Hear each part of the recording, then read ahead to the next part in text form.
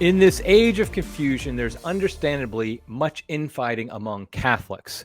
How do we work to unite faithful Catholics to fight the evils of our time? That's what we're going to talk about today on Crisis Point. Hello, I'm Eric Sammons, your host and editor-in-chief of Crisis Magazine.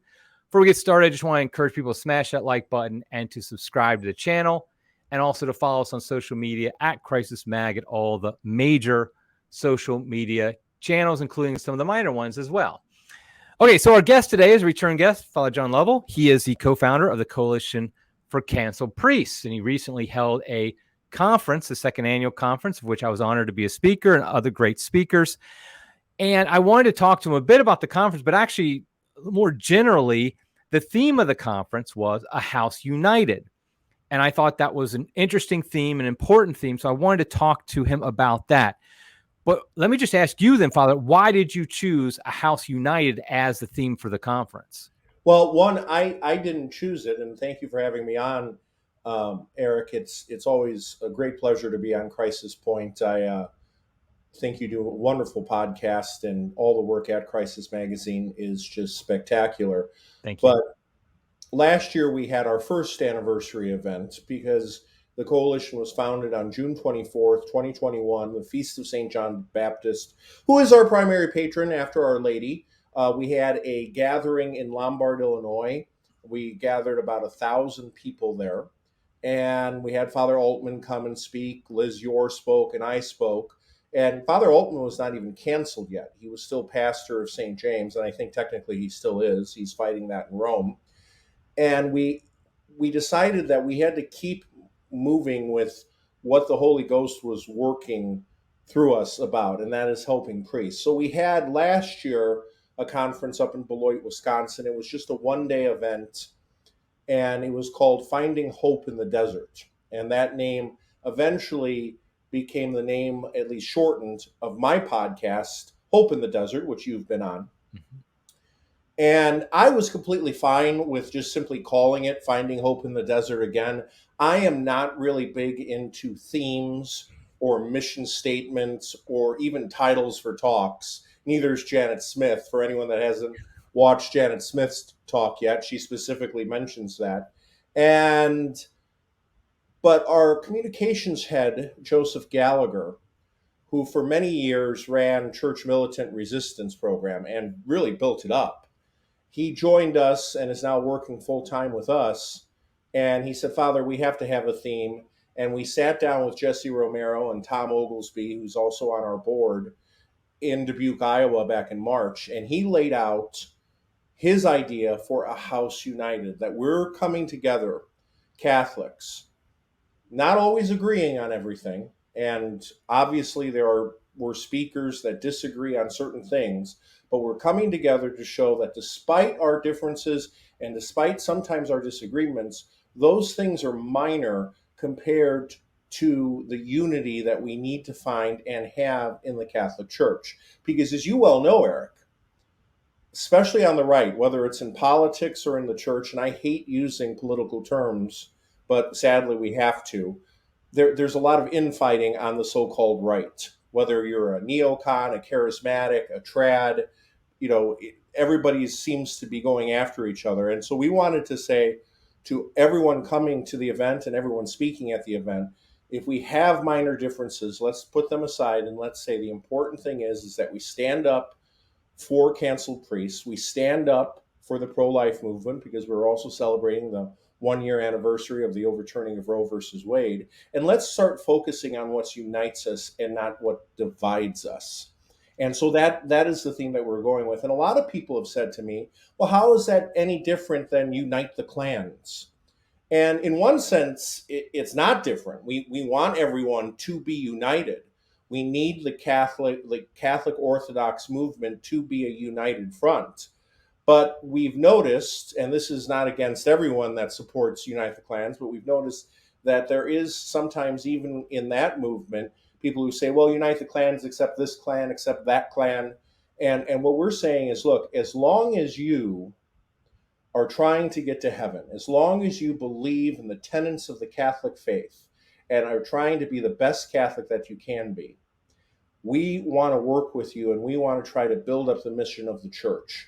And so you had people from Jesse Romero and Doug Barry to Kennedy Hall and Brian McCall on the other side. We just had this great movement of speakers and participants, and you saw this.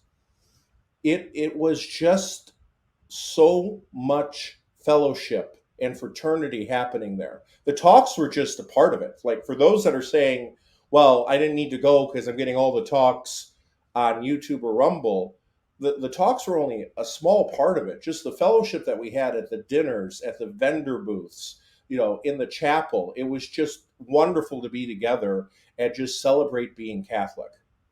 Yeah, I regret that I had to leave early, but because I think I was there for about 24 hours or so. And during that time, like you said, the talks were good. And I don't want to denigrate any talks, but really it was the getting together with fellow Catholics who I know are in the same fight, that we're working together. And that was what it was really, that was really the benefit of it. And honestly, it's kind of funny because that's the best time where you can start to air out some of those differences we might have, because they're private conversations, they between people who trust each other, between people who know, okay, we're on the same team, but let's talk a little bit about this or that we might not want to publicly air out, but it's a good time to talk exactly about these various issues. Now, I will say one thing though. Some people might find it a bit of an irony for the Cancelled Priests Conference to have a House United theme, because the very existence of Cancelled Priests causes some division, because I saw a number of people, and I don't think they were, there's the ideologues who are against us and everything, whatever. But good intentioned Catholics I saw who were like, how can you support these priests who are disobedient? And so how can you basically try to explain that, like the idea of us being united, but yet even the Cancelled Priests is a cause for division, because it leads some people to say we shouldn't even be promoting these people because they're disobedient priests? Well, I would just simply say this, and Father Altman said it, and he says it with a lot more fervor than I do. We're not the ones being disobedient. And in fact, and I can point to my case, not only am I not suspended, but my bishop has never even raised the objection that I in any way am being disobedient to him. He would have a case in canon law if I was. I took a promise of obedience, not a vow like Padre Pio, but I took a promise of obedience to him as a co-worker. The problem is that we have so many bishops who are just simply sidelining priests. This is why we use the term canceled. Sidelining priests because they didn't do anything wrong. They either stood up for the truth or stood up for common sense. And I want to say right here and right now, we discussed this in the priest Q&A. We don't have the perfect title for our group, Coalition for Cancelled Priests. Now, what we mean by that is that cancer culture in the church has sidelined very good priests. And I've said this time and time again, that if you're a priest that has done something wrong and has been removed, that's not being canceled, that's justice. But we also know that the term cancel and cancel culture is fleeting. It's only been around for about 5 minutes and will probably only be around for another 5 minutes. So we are seriously looking at changing our name. It's just trying to get in a 3 or 4 word phrase what sums up what we're doing is very, very hard. So when I always say to somebody who says, well, you're just being disobedient, please show me canonically how I'm being disobedient, because I'm not. I'm trying to stand up for priests that get removed for doing the right thing, that are trying to defend themselves, not only in the court of public opinion, but in the rule of law, in the courts, whether it's civil or canonical, and to make sure that they have a fair trial. I think everybody should be for that.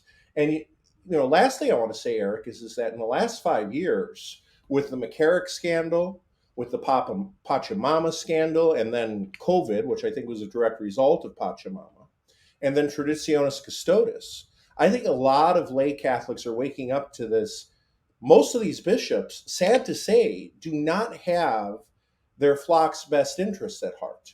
And when you have 10 or 12 priests just in the Diocese of Rockford, a medium-sized diocese, being canceled, meaning they have no accusation against them, they're on no list of the state's attorney, And the bishop just simply wants them to disappear. And we're seeing that multiplied, diocese after diocese after diocese. We need to start asking, really, who are the ones being disobedient? Is it the priests or is it the bishops? And we do have some very good bishops out there, but many of them are not good and do not have the best interests of their people at heart, sad to say. Yeah, and I think that's a key point, is that everybody in the church is under the law in a certain sense, in that a bishop has to also be obedient, and they can be disobedient just like a priest can be disobedient. And so the question does become, who is being disobedient? I think that's a good way to put it. Now, to return to the unity theme, I think one of the probably the biggest, maybe the biggest, most controversial kind of thing that causes disunity among, we'll say, Orthodox Catholics is the SSPX. And you had at least one speaker, I know, Kennedy Hall, who has been on this podcast for, who attends an SSPX chapel. He has, he's written very much a defense of it, and I think his talk was on. I haven't yet seen his talk. I had to leave early, and I want to see it, about the first Cancellation Priests, which he says Archbishop Lovell. So how do you bridge that gap? How do you see the working together with the Society, SSPX, and Catholics, Orthodox Catholics, some of whom are, let's be honest, uncomfortable with the history of the SSPX and the idea of, Archbishop Lefebvre was disobedient when he consecrated the bishops. I mean, you don't have to get in a full thing of SSPX apologia or against it, but just how do you see that, us working together then? And you bring up a great point, is, I am not giving any type of apologia for or against the SSPX, and not just the SSPX, but with any Catholic of goodwill. I only met my first society priest in March of 2021, so I don't really have a history with them. But one thing that we have noticed, especially in the last 10 years, that Archbishop Lefebvre was correct on many things. For anyone that has read his book, and he's written several, but read his book, A Letter to Confused Catholics, even though it was written over 40 years ago, it still rings true today. And so what I simply say is that you might have a legitimate disagreement with the society and how they handled things in 1988. But that was 35, 36 years ago. We are now a generation or more past that. And we're seeing a huge crisis in the church, and we're seeing that many Catholics started to wake up to the fact that it was the traditional parishes, SSPX, as well as Fraternity Institute and even Diocesan, that were leading the way and leading the charge to getting parishes reopened during the COVID craziness, and forcing the issue, not only with the bishops, but with the local governments, local and state governments, to force it open. And so I always tell people, look, you could simply not know that much about the society or about the traditional movement and just simply dismiss it. But the house is on fire, and worrying about a cracked window is a minor thing. And evangelization has to start with a conversation. It has to be able to say, look, we might disagree on this, but let's sit down and let's have a conversation about what we disagree on. And I think we saw that, that you can have a Kennedy Hall or a Brian McCall sit down and speak. And for those that don't know, Brian McCall and Kennedy Hall are gentlemen. John Henry Weston is a gentleman. You are a gentleman. In fact, if we were going to give out awards for best dressed speakers, you won it hands down. I mean, you dress so well. You dress for both you and Anthony Abati. So thank you for doing that. I really appreciate that. I told my wife when I was getting ready what I was going to bring to wear. I'm like, something, I'm wearing my best suit and vest and everything. I don't really care if other people dress less. I just want to dress the way I think is appropriate. And so who cares what everybody else does? So thank you. I appreciate you noticed. and looking at this too, Eric, looking at our speakers, you had people like Janet Smith, Doug Barry, Jesse Romero, who, especially in the last several years, have started to say, there's a real problem going on with the church, and we're arguing over these little things. And again, it was Jesse Romero who pushed, look, if you follow the creed and you're trying to be the best Catholic that you can be, you're my brother. He says, I don't care if you go to the society chapel or the fraternity chapel or your local parish. As long as that you want to try to build up the Catholic Church, then we'll be with you. And to be fair, I would have loved, I didn't ask him, and maybe I should have, I would have loved if George Weigel came, if Scott Hahn came. I mean, I would love to see those neocons come because I think they need to have the conversation just as much. And I said this on Kennedy's show the other day. People that attend the society also have to kind of come out and have to stop saying things like, I told you so, or, well, we don't have to worry about that because we have our own bishops, or we don't have to be concerned about Bishop Strickland because, again, we have our own bishops. No, that we have to be a Catholic church and we have to build up the body of Christ. We can't keep breaking it down or hiding in our clans, as I was saying earlier. No, we have to be a house united. And what I think you saw on stage and also in the audience was Catholicity on the display. I mean, I had a few people there who, yes, were very uneasy about the Society of Pius X, but they loved Kennedy's talk. They loved Brian McCall's talk. And if that gets the conversation moving, that's nothing but a good thing, in my opinion. Yeah, and one of the things I noticed, a theme that I don't think was, well, it was not intentional, I don't think consciously, but I think unconsciously maybe it was, is that, of course, it's Coalition Cancellation Priests, but a lot of the speakers have been, quote unquote, canceled in the Catholic Church. I mean, Doug Barry talked about the fact that he's not allowed to speak at certain dioceses anymore because he would speak out against immodest things at Catholic schools, for example.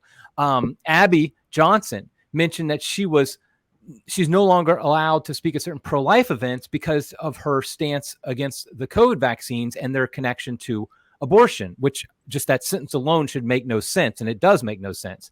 I think people like Janet Smith, who used to be very much an establishment professional Catholic, and I'm not trying to say that in a derogatory way. I think most people who are, quote unquote, professional Catholics who speak for a living are good people doing good work. And Janet was one of them. But because over the past few years, she has spoken out more strongly against certain things going on in the church, particularly when it comes to the sex abuse, priestly sex abuse scandal, things like that. She is not welcome anymore at certain conferences and potentially, I don't think she's welcome on EWTN. But I mean, I could just go through the list. Obviously, Dr. Peter Kwasniewski doesn't get invited to a lot of stuff. I think Jesse is starting to get canceled by various people. So there's like this theme that, I mean, one of the things I liked about the conference was it literally was a who's who of people who don't get invited to the establishment conferences anymore. Yeah. And most of them used to be invited to them. And so I think that really connects to this idea of House United. It's like that yes, these are still voices that need to be heard. In fact, they probably need to be heard more now. But too many dioceses, too many bishops and priests are afraid of being connected with them. And I just, not only that, you had a great article several weeks ago about how you used to be, I can't remember which diocese it was, you used to be in charge of determining who was on the list of approved speakers for that diocese. And what we're seeing here so much is the hypocrisy going on, where pretty much James Martin will be admitted to almost every diocese. Yeah, maybe Lincoln won't take him, maybe Tyler won't take him, but we know for sure that he would be welcome in Chicago, in any parish setting, Los Angeles, New York, in any parish setting. It really goes for only, again, I hate using political terms, but for conservative Catholics, and not just traditional ones. If you push in any way something that's going to make the Karens start writing the bishop, they just simply take your name off because they don't necessarily want to have that argument. Not all the bishops, but I would say the vast majority of them just don't want the headaches of what you're doing. I mean, we've had to, the coalition, you mentioned Dr. Peter Kwasniewski, the coalition had to last year throw together, get an event, a talk of Dr. Peter Kwasniewski, because the diocese that he was supposed to be speaking in refused to allow him to speak. And I don't know what controversy that Dr. Peter Kwasniewski says. I mean, he's certainly not a firebrand like Father Altman. I mean, I'm even very more animated than he is. He just simply speaks on the beauty of the traditional mass and is a Thomist, and he's being canceled. And we have to stop that. You spoke out in great defense of Patrick Coffin's Hope is Fuel. I was a guest speaker. I got pressure to back out. We had speakers at a House United that backed out. We had speakers that stayed in. I personally invited Patrick Coffin. He was too busy. He's always busy to come, but I personally invited Patrick to come. And even though I might not share his stance on who the Pope is or whether or not we even have a Pope right now, for somebody to say that he doesn't make good arguments is not listening. Patrick is making very good arguments, and we could disagree on that because we're in very confusing times. And my response to anybody that says, well, how can you associate with Patrick Coffin? I simply say this: if Pope Francis is the Pope, we have big problems. If Pope Francis is not the Pope, we have big problems. Either way, we have big problems that we need to have discussions about as Catholics. And you had over 400 Catholics in that audience that walked away energized, recharged, and ready to live out their faith. And if they just start evangelizing even 2 or 3 people, look what they're going to be able to create and what they're going to be able to do. It was a message of hope. It was a message of unity that entire weekend. And especially, you had already left, but the second day we did a huge shout out to Bishop Strickland, and we let him know that we're praying for him. Because again, what is Bishop Strickland doing that all of a sudden is requiring an apostolic visitation? Tyler is a small diocese, doesn't seem anywhere near bankruptcy, has flourishing vocations. So why is he getting the apostolic visitation while these other dioceses are shutting down and shutting parishes down? Whether it's Chicago, where I'm from, or Cincinnati, where you're at now, beautiful churches being closed because they just don't have the resources to keep them open. That's something that we have to really discuss, and that's what we did. And I feel like Catholics need to recognize good, faithful Catholics who just go to their diocesan parish, and they're good people, good Catholics who they don't really associate with some of these names that are more controversial. But I think they need to realize, it's like the old quote from Martin E. Miller, I think it was, who said, first they came for the Jews, they came for the trade unions, all that stuff, and eventually they came for me. And obviously we're not comparing it exactly, but the point is that the attacks usually go against first the people who are the most out there, and maybe they are wrong on certain things. I've made the comparison. Alex Jones in the secular world, they went after him first because he was an easy target, but it established the precedent of canceling him, getting him off social media, all that stuff. And by the way, for anybody who knows, I almost know nothing about Alex Jones. I mean, I've never watched his show. I see a few clips here and there on internet, which are hilarious usually. But and so we have this situation like that where we just say, okay, well, that's not like me.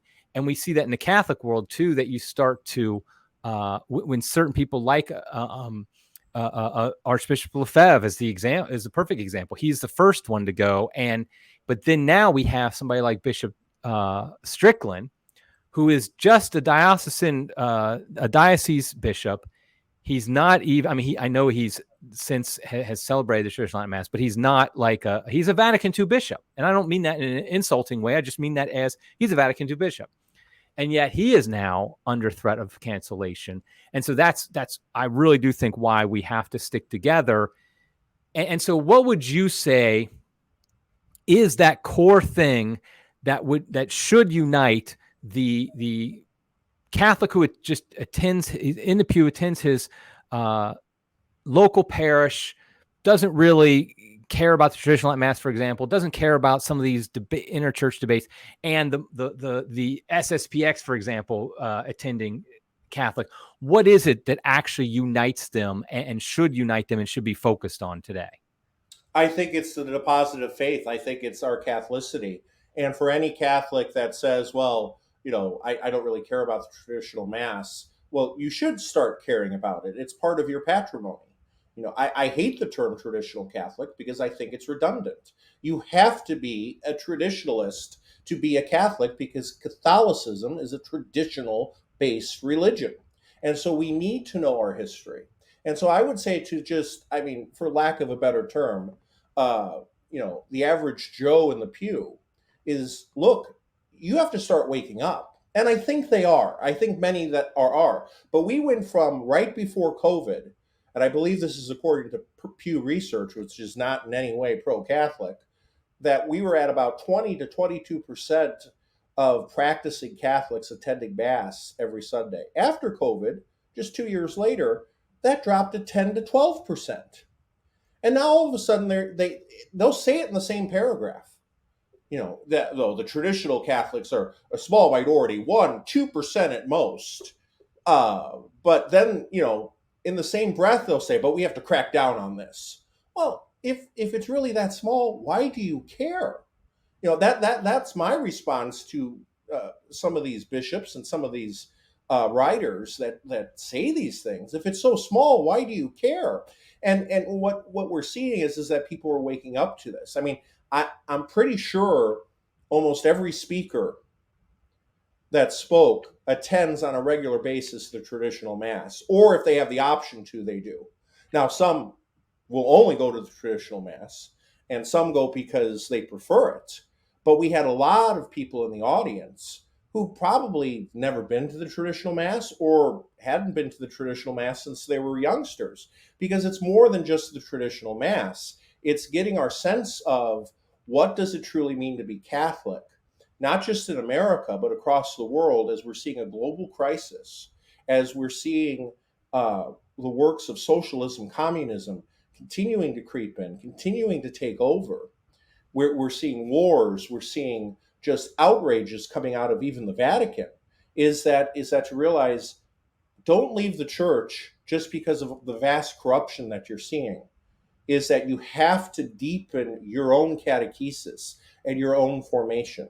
You can't just hope that a Fulton Sheen is going to come along, or a priest that's eloquent in speaking and is going to be able to save you. You sometimes have to dig deep in your own self and to say, I have to teach myself the faith that was lost possibly decades ago, because many of us grew up, Eric, you and I were almost the same age, but we grew up at a time where catechesis was horrible, yet you still found, as a convert, the truth of Jesus Christ in the Catholic Church. And so no matter how bad it gets, you know that the truth is there, and you're not going to be shaken by no matter what happens. But I'm going to say this, and I don't mean to sound in any way like an alarmist, but for anyone who has studied even the surface level of church history, we probably are in the worst crisis the church has ever seen. And if you think of all the crises of the church, especially the Arian heresy, that is saying something.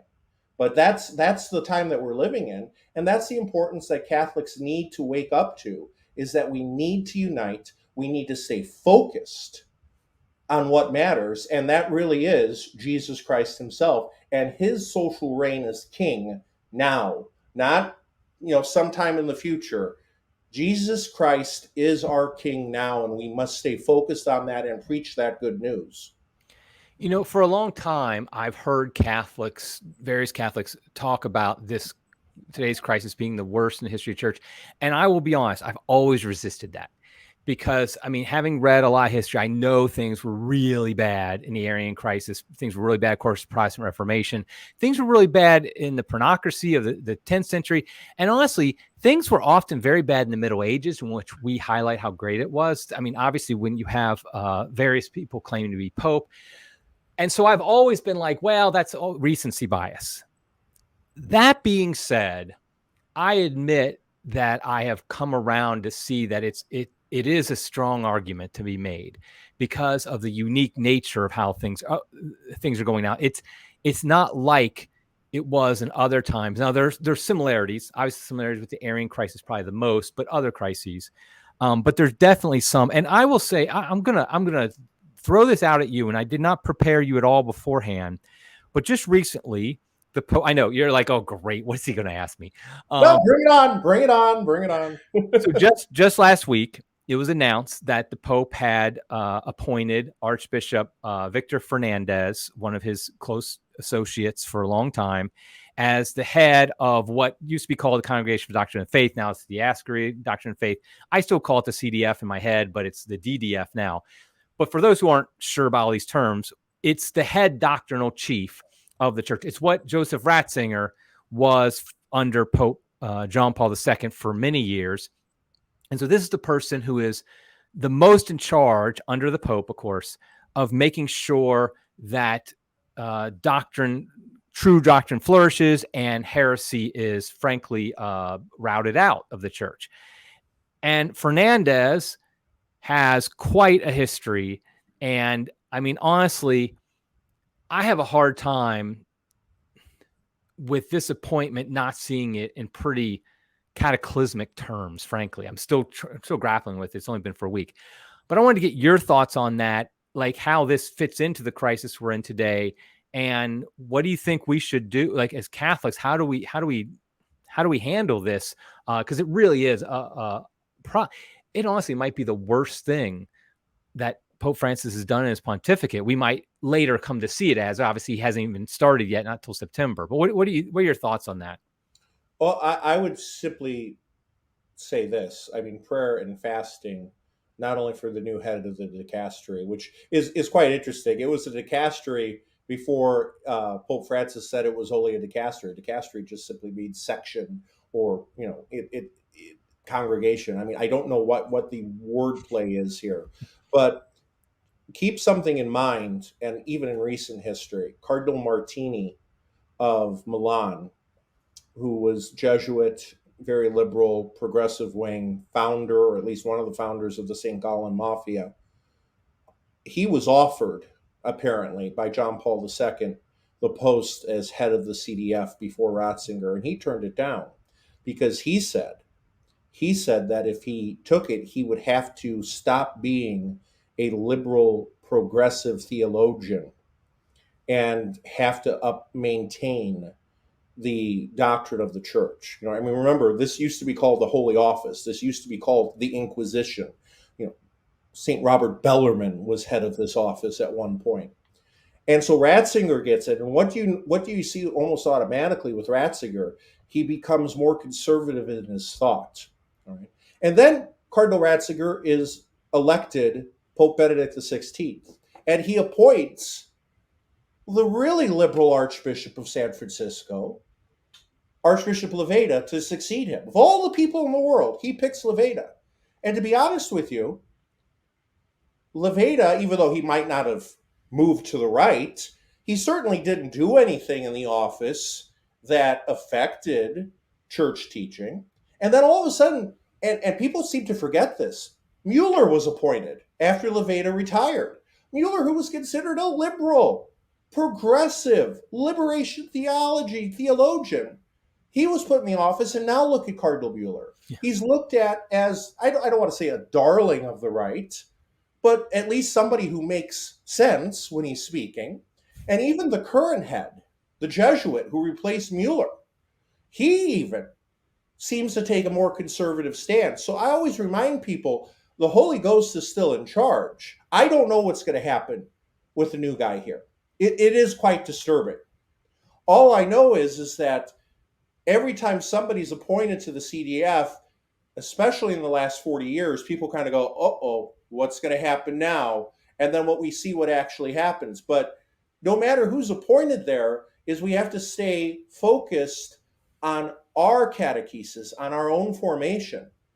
We're still going to have the Roman Catechism available to us. We're still going to have, and you have it on your bookshelf behind you right now, the Summa, is that we have to take our own formation in our hands and do it, despite what might be coming out of Rome.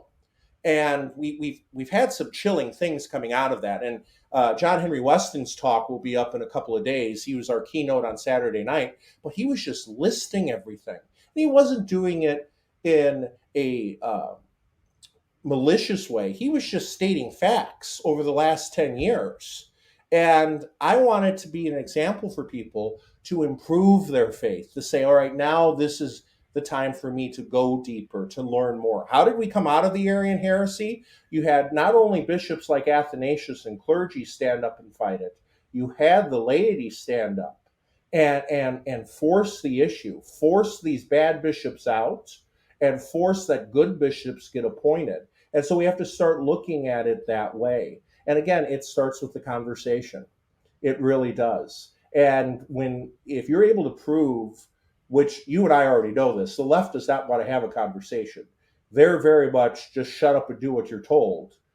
I think that's going to start changing hearts, because you're seeing that with someone like Dr. Peter Kwasniewski, who's just very methodical, very presses the issue of why certain things need to be reformed in the liturgy, and then that affects everything in the world. Sorry, I didn't mean to get on a soapbox there, but we got. Oh no, it's good stuff. And I think actually a couple of things that comes to mind is I do think things like in-person conferences are very important, because they go beyond the sound bites of Twitter, and even go beyond, for example, articles at Crisis, which we try to have some, very good articles that are helpful, and hopefully they are.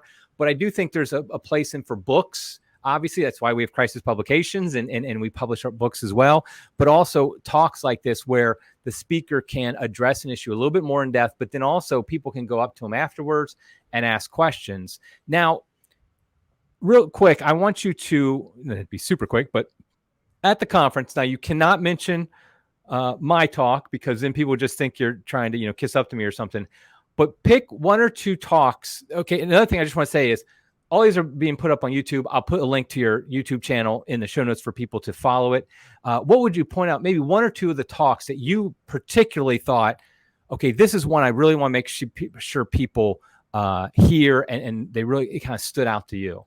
Oh, thank you for that. And please include our links for Rumble and Spiritus TV as well, because YouTube already took down Abby Johnson's talk. Oh, yeah.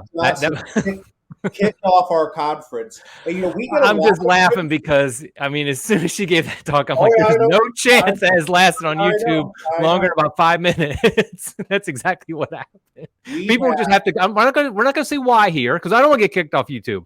We're just going to say, go to the Rumble channel and listen to Abby's talk, and you'll start laughing once you'll realize it at the point where she went beyond YouTube's censors would allow. And it exactly. But they were all so good. And you think about this, we had some of the greatest academic minds in the Catholic Church right now speaking, with a lot of letters after their name. We had men, we had women, we had I like to say we had boomers to zoomers, all right, and everyone in between. We had almost every age group represented. We had African Americans, blacks, because David L. Gray hates the term African American. I understand why. We had Hispanics. We had somebody who was a high school dropout speaking there. In fact, for the first time. So one of my favorite talks was Anthony Abati. Wow, did he knock it out of the park? And I shouldn't be saying that, because we're just making his head bigger right now. Yeah, right. Okay, I get that. I do think there's something about that, though, because you had some very, very smart academics there who gave very high-level talks. Not that you couldn't follow them, but they were high-level talks. But then you also did have all the way, and I will say it on the show, down to Anthony, just a high school dropout. But that's the whole point, is the Catholic doesn't care about that stuff. Doesn't care how many letters you have after your name. What it cares about is, are you faithful to Jesus? Are you preaching the gospel? And I told everyone, I said this at the beginning, you are going to see some of the best speakers going to be people that you'd never heard of before. So Anthony, Matthew Pleasy gave an excellent talk. To the point where I had people coming up to me, because again, I was running in and out of the room doing things, coming up to me going, I can't believe how good Matthew is. I can't believe how great his talk is. He was giving a talk on fasting, and people were just eating it up. Brian McCall knocked it out of the park, which he always does. Again, and this is the sad thing, he's sometimes marginalized because he attends a society chapel. His eldest son is a priest of the society. And even though he's a Fulbright scholar, even though he's the chair of the law department at University of Oklahoma, he's kind of ignored by some. And when you actually listen to him speak, you see the kindness, you see the generosity, you see the Catholicity in him.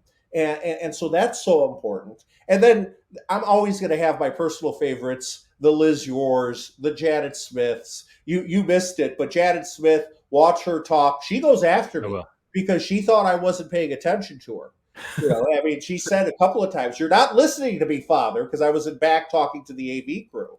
And it got laughs, and it was just one of those great times. And then you have people like Jesse Romero and Doug Barry who have a very simple message, but say it with such passion, say it with such conviction. It reminds you of what the people said of Jesus, that, oh, well, he's not that old and he's not really saying anything new. He's not saying anything that we're not familiar with. Because remember, Jesus was still preaching the Old Testament message.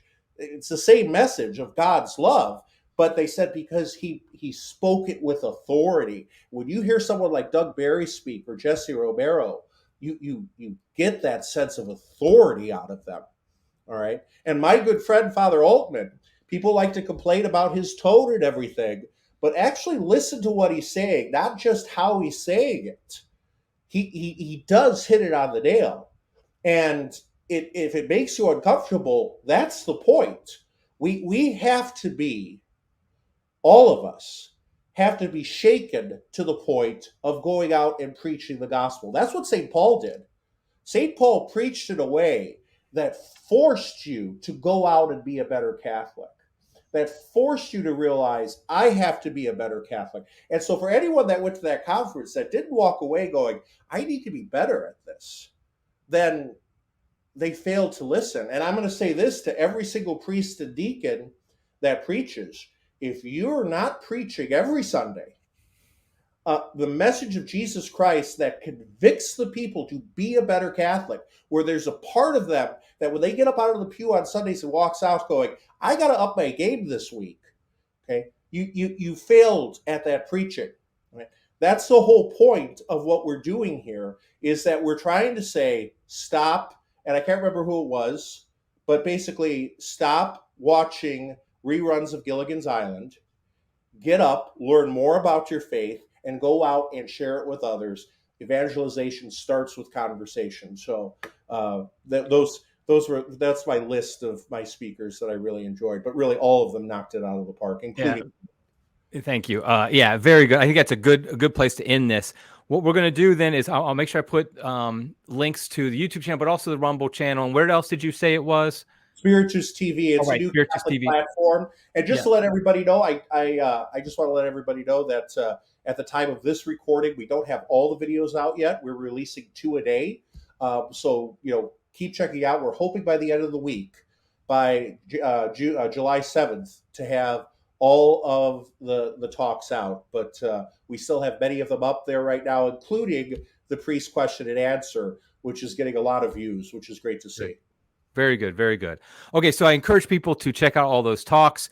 It was, like I said, it was a great conference to be at. I assume the plan, at least as of right now, is to have a third annual conference next year. Is that correct? We're looking into it. It's a lot of work. Yeah, I bet. Eric, please, nothing's confirmed yet, but just pencil it in the weekend of the 21st and the 22nd. It's a leap year next year. So the 24th is a Monday. Sadly, we won't be able to have it on the exact day of our patronal saint, but we'll have it that weekend for sure if we do it. So please pencil it in. We'd love to have you back, and not only Crisis, but also everyone at Sophia Institute Press, 1 Peter 5. You guys are doing great work there. So thank you so much for all of your support, really from the beginning of this apostolate. It's very encouraging. So thank you for that. Thank you, Father, and thanks for coming on. So I encourage people again to check out those talks. And until next time, everybody, God love you.